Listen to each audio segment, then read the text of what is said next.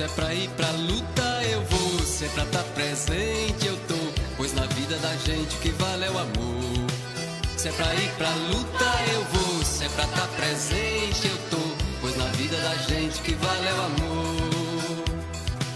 É que a gente junto vai reacender estrelas, vai replantar nosso sonho em cada coração. Olá pessoal, tudo bem? Bem-vindo ao nosso canal, o canal Fábio da PJ. E a gente continua, nossa sériezinha falando um pouquinho sobre a ditadura civil-militar do Brasil. Hoje nós vamos falar do governo Geisel, penúltimo governo do regime ditatorial. Tá? Gente, nesse governo, que vai durar de 1974 a 1979, o general Ernesto Geisel, vai dar início ao processo de abertura política, tá? O processo de redemocratização do Brasil. Há muita pressão nas ruas pedindo direta já, ou seja, o direito de voltar a escolher os nossos representantes. Há, desde o assassinato do Edson Luiz, que a gente viu no vídeo passado, há uma radicalização na luta contra a ditadura. E o Geisel, ele assume em meio a toda essa conjuntura. A crise do petróleo que havia posto abaixo o tal milagre econômico. E o Geisel, então, ele assume para poder iniciar um processo, como eu disse, de abertura política. Só que esse processo de abertura política, ele deveria ser lenta, gradual e segura, tá? Para que garantisse uma espécie de imunidade aos militares e aos outros que compunham os governos ditatoriais em relação aos crimes contra a humanidade que haviam sido cometidos durante a ditadura. Então, esse processo deveria resguardar a segurança dos militares. Veja, ficou muito conhecida para a época a analogia, àquele processo de bombeamento do coração, sístole e diástole. Ou seja, o Geisel conduziu o processo de abertura pensando da seguinte forma: se visse que a coisa estava fugindo do controle, então ele fechava a sístole, ele fechava, ele reprimia aqueles que estavam tentando voltar à redemocratização sem essa segurança que o Geisel queria. Se ele visse que a coisa estava mais tranquila, aí ele abria um pouco, que aí é o movimento da diástole. Tá? Então, sístole e diástole acabou sendo essa estratégia utilizada pelo Geisel nesse processo de abertura política. Durante o seu governo, também foi elaborado, foi pensado o chamado Pacote de Abril. Tá? O que é que o Pacote de Abril definia? O Pacote de Abril, ele definia, primeiro, eleições indiretas para governador, porque o governo militar, a Arena, que era o partido governamental, havia perdido as eleições para governador em 1974. Então, o Geisel, preocupado com isso, ele faz com que essas eleições deixem de ser diretas, passem a ser indiretas.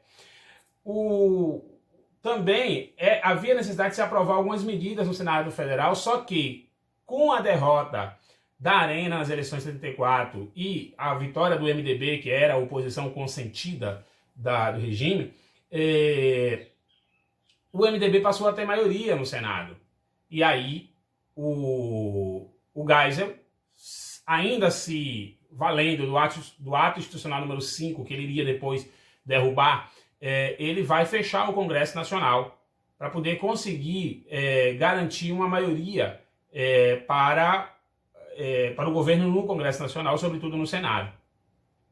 Nesse processo todo, vai ser criada uma emenda, um decreto, melhor dizendo, que vai instituir a figura do senador biônico. Um terço dos senadores que compunham aquela casa legislativa deveria ser escolhido pela Arena, ou melhor, pelo governo, pelos ditadores. Isso garantia a eles uma ampla maioria, ou pelo menos alguma maioria, dentro do Senado. Além disso, eleições indiretas para governador, como eu disse antes, né? Instituição de sublegendas em número de 3 na eleição direta dos senadores, e isso acabava permitindo para a Arena recompor as bases e aglutiná-las sobre o mesmo teto. Também foi a ampliação de bancadas que representavam os estados menos desenvolvidos, tá? E aí era um lugar em que a Arena ela tinha bons resultados, ela de alguma forma liderava nesses lugares. Tá? A extensão também às eleições estaduais e federais da Lei Falcão, que fazia com que os candidatos não pudessem fazer campanha eleitoral em televisão e rádio. O máximo que se podia fazer era a leitura do currículo do candidato. Essa foi uma outra medida também que foi colocada nesse pacote de abril. A alteração também do quórum de 2/3 para maioria simples, tá? O que garantia a votação das emendas constitucionais pelo Congresso em favor das vontades do governante, né, do Poder Executivo. E a ampliação do mandato de presidente de 5 para 6 anos. Então veja, depois disso ele põe fim ao ato institucional número 5, começa-se a haver um diálogo com a sociedade civil pelo processo de abertura política, e como eu disse, esse processo deveria ser lento, gradual e seguro, para não ameaçar os interesses e nem a imunidade daqueles que deveriam ser responsabilizados pelo regime. O Brasil é um dos países que mais tardou, né, em punir os seus ditadores, os seus torturadores. O Ustra, Carlos Brilhante Ustra, tão aclamado por alguns políticos brasileiros, foi o único que foi responsabilizado até agora, né? E, enfim, esse é o processo que o governo Geisel, né, os principais pontos aí do governo Geisel, que vai redundar depois com o João Figueiredo, o último presidente militar, na abertura política. Eu queria indicar para vocês a leitura do livro do Thomas Skidmore, Brasil de Castelo a Tancredo.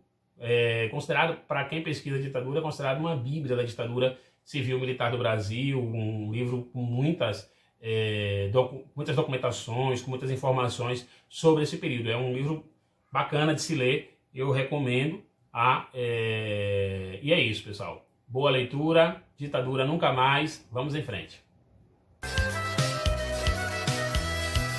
Se é pra ir pra luta eu vou, se é pra tá presente eu tô, pois na vida da gente o que vale é o amor. Se é pra ir pra luta eu vou, se é pra tá presente eu tô, pois na vida da gente o que vale é o amor. É que a gente junto vai reacender estrelas, vai replantar nosso sonho em cada coração, enquanto não chegar o dia